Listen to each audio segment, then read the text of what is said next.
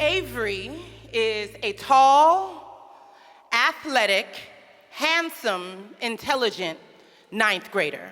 He wants to go to the NBA and be a big star, and he will be the first in his entire family to go to college. My only job as an educator is to get him there. For the last 2 years, the course I've taught is called Issues and Choices, which is just a fancy way of saying critical thinking. My class motto is work hard and think harder. Last summer, when I first met Avery, I began the day like most teachers, with my best possible face on, hopped up on coffee, and praying to everything holy that these kids don't test my patience. I love my job. And I always made every attempt to be the type of teacher I always wanted and never really got. I was funny, I was fair-minded, and I was engaging. Every eye in the room stayed on me, except Avery. Every time I turned around from writing an example on the board, I would turn around and see the smiling faces of a bunch of children and the top of Avery's big head lying down in the back of the classroom. The first time this happened, I walked over to him quietly, put my hand on his shoulder. "You okay, baby?" Avery looked up at me like I had just woke him. I didn't get any sleep last night. I let him rest, thinking, hey, I know what it's like to need a mental health day, okay? But by the end of the class, I pulled him to the side and I told him, hey, honey, that was your one and only golden ticket and you used yours today. Go home, get some rest. I expect you here ready to work tomorrow. You understand me? Avery gave me such a sweet, shy smile. Yes, ma'am. He walked away and I thought to myself, what a sweet little pumpkin. The next week, I was ready. The students walked into the class and I was slapping Lil Wayne and Chris Brown, These Girls Ain't Loyal. And I would pause it and I would ask the class, hey, what are these lyrics really saying? The response this lesson got from the class was explosive. Every student had an opinion and a point to prove, except for Avery. He was sitting in the back of the class, gazing off somewhere into space. Hey, Avery, what do these lyrics mean to you? Avery looked at me. He rolled his eyes and hunched his shoulders. What that mean, Avery? It mean, can I go to the bathroom? Can I go get some water? Can I go? I do not want to be here. And my temper started boiling hot and flowing, honey. But I took a deep, calming breath and I was like, yes, honey, you should go. Avery walked past me and rolled his eyes again and I rolled mine back at him. But I still couldn't shake the surprise of disrespect, so I decided I'm gonna talk to some of Avery's other teachers about the situation. So I talked to some of the other teachers. I told them how Avery just sits in my class and does nothing. How I've never gotten any of his homework. I've never seen his handwriting. I don't know what to do. And the other teachers looked at me surprised. They said, girl, Avery comes to your class? That is progress.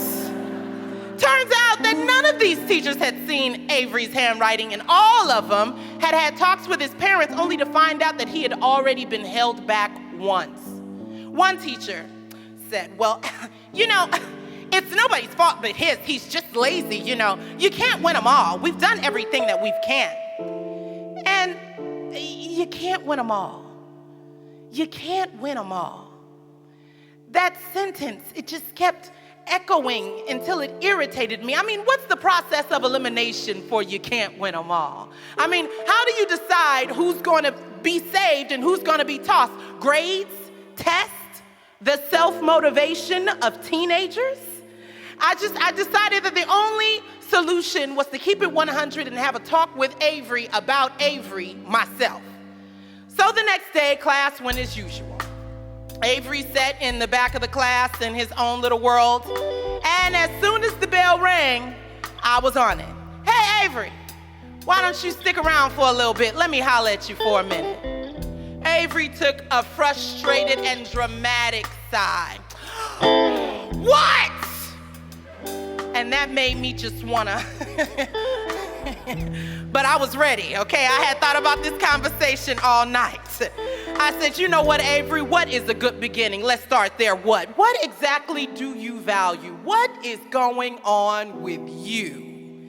He was like, yo, Miss Joyce, I'm gonna go to the NBA. I'm good, you just don't know, I can really play. And it was the first time I'd ever seen him passionate. Avery, nobody's saying you can't go to the NBA, but they don't draft out of high school anymore. You have to go to college to do that. Your entire attitude about your education is self-destructive. How can we work through it together? Avery looked at me like I had 10 heads. And then his face went back to resting. Listen, I ain't gotta listen to you or nobody else. I don't care. I just don't care. But I did care. So I called Avery's parents. I set up positive incentives. I even geared some of my lesson planning around the NBA. Nothing. Avery would not participate, which gave me a feeling of helplessness, and I began to dislike Avery because of it. So I stopped calling home. And then I stopped calling on him in class. Well, and then I stopped talking to Avery altogether. I mean, he wasn't in my class if he wasn't in my class. So after a couple of weeks of only paying attention to the kids who paid attention, I started seeing Avery every other day until for about a week, I hadn't seen Avery at all. But I did see his best friend, Steven, in the hallway in passing. Hey, Steven, where's Avery? Oh, he gone. He said he ain't coming back no more. But he told me to give you this.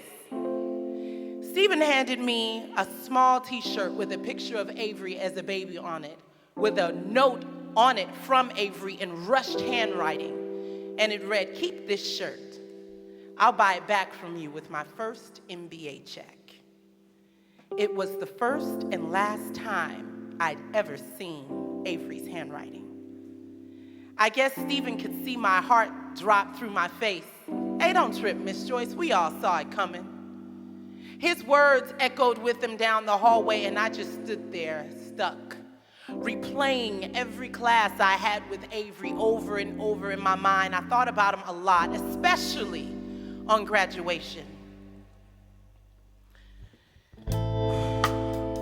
When I signed up to be an educator, I signed up to witness all of my students graduate.